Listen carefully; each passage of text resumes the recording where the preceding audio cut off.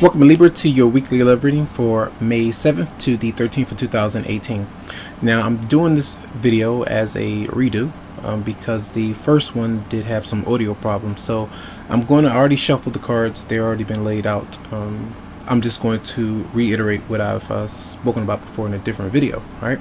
So the overall energy and theme of this week for you all is the Seven of Swords. And I feel like if you're dealing with someone, either this is your own energy or you're dealing with someone who's not being quite honest with a particular relationship when it comes to communication, how they might feel.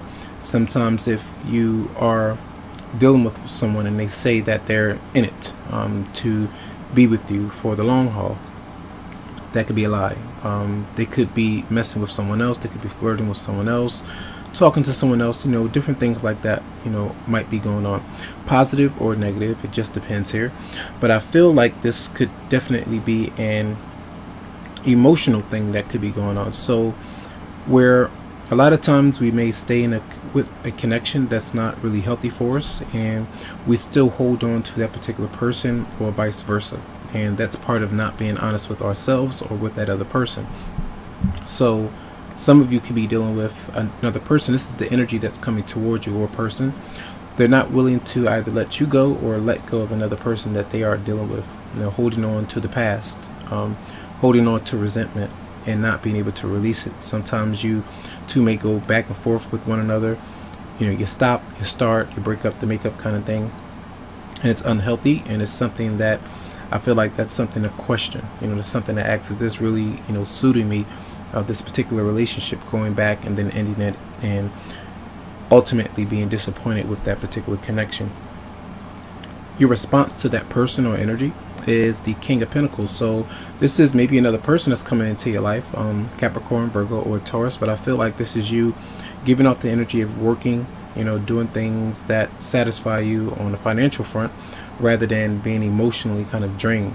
Now that could happen this week, where you may not be that emotionally fulfilled, but I feel like you're trying to take care of your business, or you're thinking about a certain person that affects you in some way, that you might be around, that you might be working with, or that's a person in your love life who is male or female, a earth sign, water sign. It just depends on who that sign might be. All right. Now, your advice is the Ten of Swords. This says to, from what I'm seeing here, if you see that someone is not being honest with you, if you see that you're having a hard time letting a person go, or they're having a hard time letting you go, don't keep reawakening that particular relationship. It says to let it in, let it go. It may be very hard, it may be very painful for something to come to an end and for you to find closure, but this is part of rebirth, so to speak, kind of ending something, allowing it to die down, or not awakening the beast, so to speak. Because I feel here with the Hermit being in the outcome position, it's almost like this, I don't know, when somebody falls and kind of gives up, you might hope that that person comes around to kind of wake you up, or to kind of, wake up the relationship again if it's really over. You want them to call out or reach out. You want someone else to kind of help you with this particular connection. A lot of you are definitely going through some healing, so I feel that's why the Hermit is there.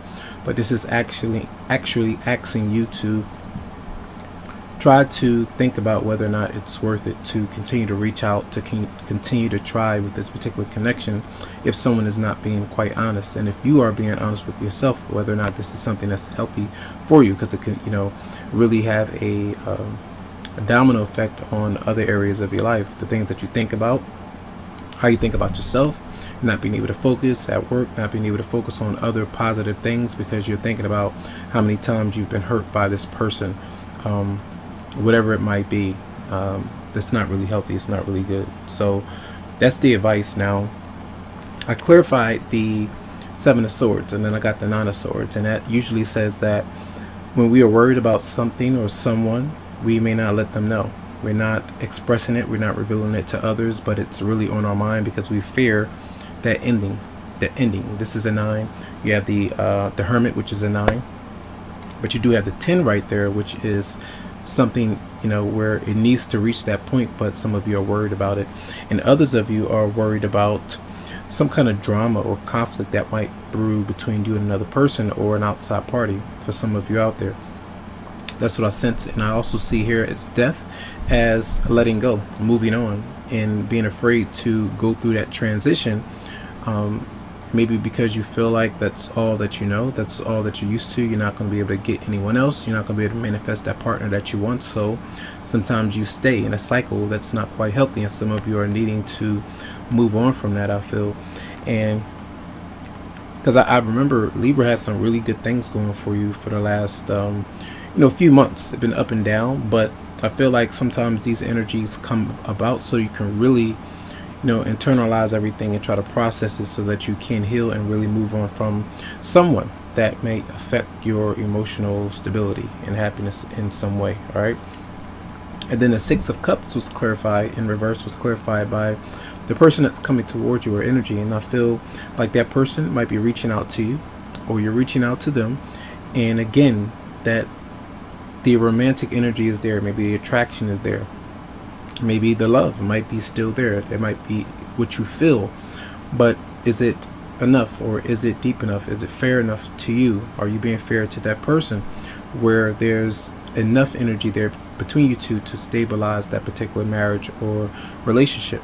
If it's something flimsy, if it's something kind of on and off, back and forth, and no one is really putting in enough effort where this person can become like the King of Cups, or the Queen of Cups, or something more stable, where the King of Cups is showing, the King of Pentacles is showing up. That's more of a stability. That's more of an older person, or person that has, is willing to put in more effort because they're mature. This person still is, they're still learning. All right. They can be stable as well, but they still have a lot of growth to do. But I feel like this is something where you have to think about whether or not this is a healthy situation or relationship or potential romantic partner for you. I also feel that some of you are dealing with someone else who's dealing with the past, and that person, the person that you're waiting on or that you're dealing with, if they're not able to let go of their past, if that person constantly comes to them to kind of keep them with them, or talk to them to try to maybe manipulate them to stay with them, and that could be something that's really bothering you and having an obstacle between you two. And maybe that person accepts your potential romantic partner, listens to whoever the ex-partner might be, to kind of pull them in. That could be something that's going on. But I feel if that is happening, that you need to just kind of say, well, you can't control that. You need to allow that particular situation to end, because it's very unhealthy. And you may know exactly what this might be. I feel like it's important for many of you out there. The original video was saying a lot about this, but I hope I got this through in the right way. And as I was pulling these, this card came out, which is pay attention to the red flags. These signs are cautioning you, and that's really important where you don't feel things are right. If your intuition is telling you something is off, that it's not really healthy for you, you have to go by how you feel or how you've been treated, what you two have gone through in the long haul, especially if you try to work things out and you try it at your max. Maybe you're burned out now and you don't want to keep doing these kind of things. So it's to address the issues, try to work things out if you can, if you haven't already.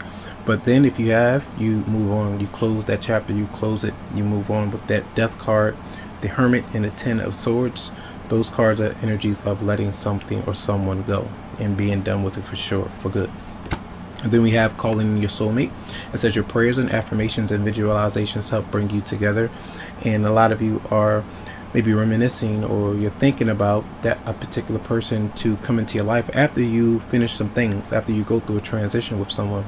Some of you are dealing with a current soulmate, where you have lessons of being able to let one another go and knowing when enough is enough, and through love, your self-respect, your integrity, and that self-care. All right, so I do hope that the messages did help you out. All right, lots of love, lots of light to you, tons of healing vibes. I wish you the very best, and make sure that if you would like to, you can always go to the website psychicloveheals.com to schedule something for you. Have a good one.